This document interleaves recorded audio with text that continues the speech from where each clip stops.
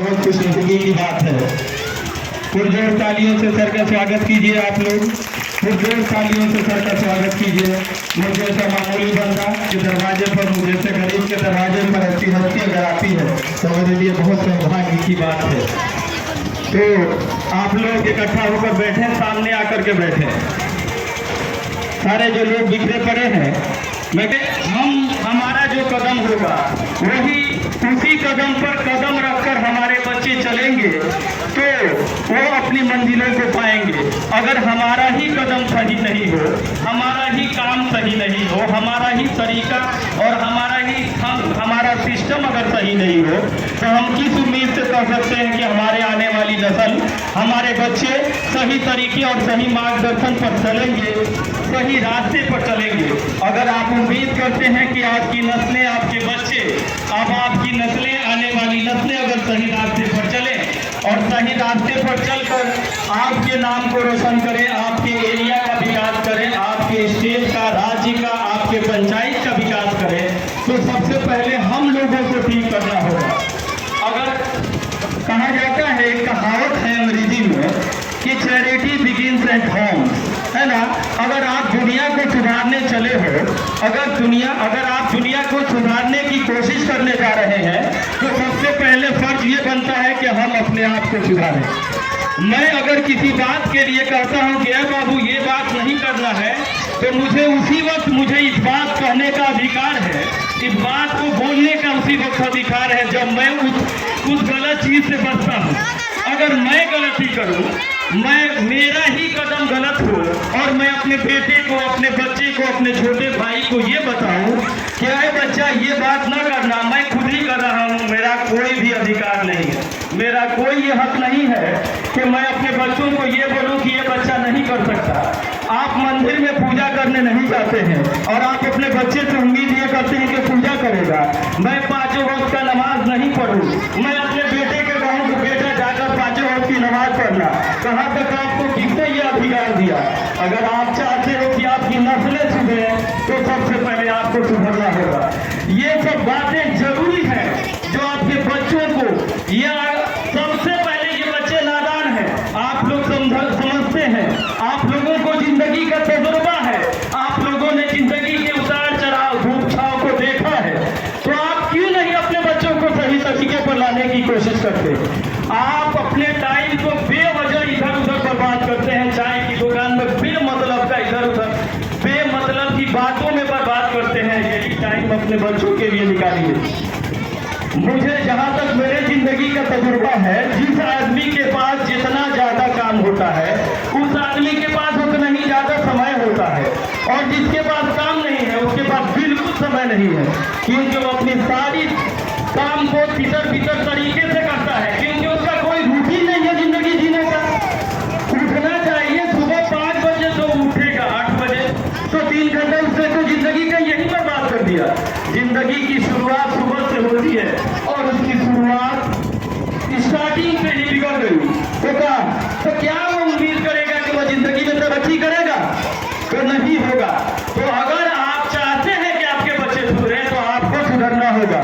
ये सब बातें जरूरी है, आप अपने बच्चों को सिखाएं। मैं कितना चिल्लाऊंगा आप लोगों के लिए, बार बार मैं आप लोगों को ये बात की तरफ आप लोगों का ध्यान केंद्रित कराने का रहा हूं कि हमारा पंचायत पिछड़ा हुआ है। हमारे पंचायत के पिछड़ेपन को दूर करने में अगर शब्बीर खान मामूली सा किरदार करता है, तो दुनिया का सबसे बड़ा खुशनसीब इंसान होगा, क्योंकि दुनिया में तालीम से बढ़कर कोई चीज नहीं है। अभी दुर्भाग्य की बात है, मैं मुसलमान हूँ और पूरी दुनिया में मुसलमान तालीम के मामले में पिछड़ा हुआ है। That is the reality of this world. दुनिया में सबसे पिछड़ा हुआ अगर कोई कौम है तो जानते हैं मुसलमान है। मैंने अपने कोचिंग का नाम इकरा रखा है। इकरा कुरान का एक आयत है, कुरान का पहला आयत है जो जिब्रील अमीन जो मैसेज लाते थे अल्लाह ताला का, भगवान का मैसेज जिब्रील अमीन के माध्यम से मोहम्मद सल्लल्लाहु अलैहि वसल्लम जिनको आप लोग जानते हैं, फाउंडर इस्लाम, जो संस्थापक हैं इस्लाम के, उनके यहाँ आता था। पहला सूरा ये था इकरा बिस्मि रब्बिकल लज़ी। इकरा मैंने अपने कोचिंग का नाम इसलिए रखा क्योंकि इस्लाम ने ये कहा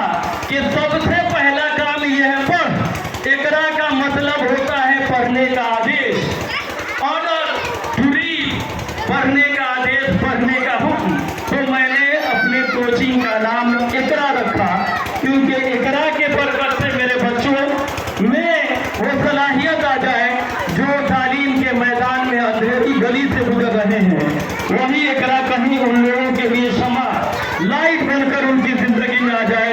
इसी उम्मीद के साथ शब्बीर पढ़ा रहा है। अपने कलकत्ता में मेरे लिए बहुत सारे काम है, मेरा बिजनेस ही इतना बड़ा है कि मेरे भाई हमेशा कहते हैं कि इतना समय बर्बाद कर रहे हो, क्या आ रहा है। मगर मैंने ये सोचा है, कोशिश मेरी ये है कि मेरे माध्यम से मेरे पंचायत का विकास हो जाए। उस विकास में अगर सबसे बड़ा योगदान अगर होगा, आप लोगों से मैं हाथ जोड़कर ये बात कहूँगा कि सबसे बड़ा योगदान आप लोगों का, आपका गार्जियन का होगा। मेरे ये सारे बच्चे अंदर जो बाहर बैठे हैं, इन सबों के माँ बाप का होगा। अगर ये नहीं आए हैं तो ये लापरवाही है उनका। अगर मेरी आवाज उनके कानों तक जा रही है तो ये सुने कि मैं अगर आपके बच्चों के मुतालिक इतना सोचता हूँ तो क्या आपकी ये जिम्मेदारी नहीं बनती कि अपने बच्चों के बारे में सोचे, क्योंकि आपने तो उसे पैदा किया है। मैं तो शिक्षक हूँ। कहा जाता है कि सबसे बड़ा अधिकार किसी इंसान पर उस भगवान का होता है, उसके बाद माँ बाप का होता है, तीसरे नंबर पर आता है टीचर। और अगर आपका बच्चा बदलेगा, सुधरेगा, तरक्की करेगा तो आपका विकास करेगा, टीचर का नहीं।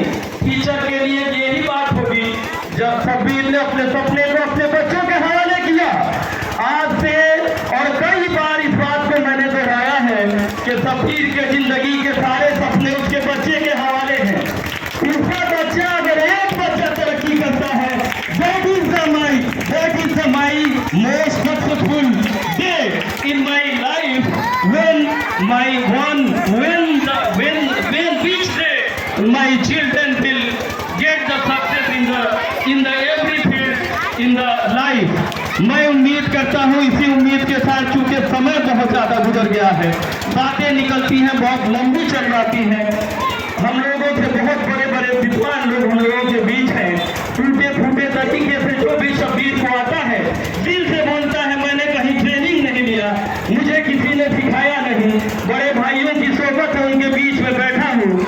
मैं एक घराना मेरे बड़े भाई अनिल कुमार यादव ने सिखाया है और उनका बहुत बड़ा देन है कि आज मैं इस हिम्मत के साथ बोल पाता हूँ।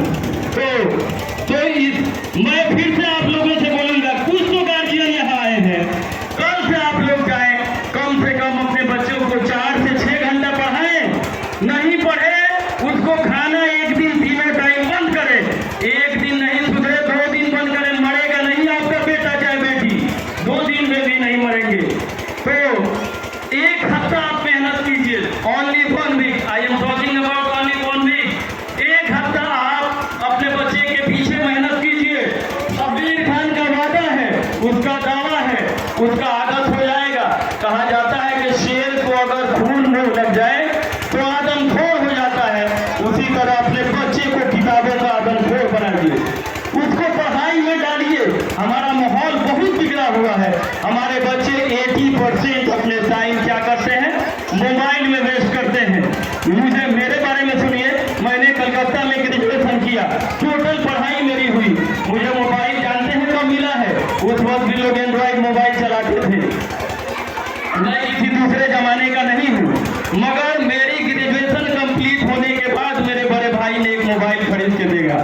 मेरे मामा के दामाद जो थे, मेरे बहनोई से बार बार कहते थे, इतना बड़ा कॉलेज में पढ़ता है, शब्बीर को कोई नंबर मांगता है तो अपने दोस्त का नंबर देता है।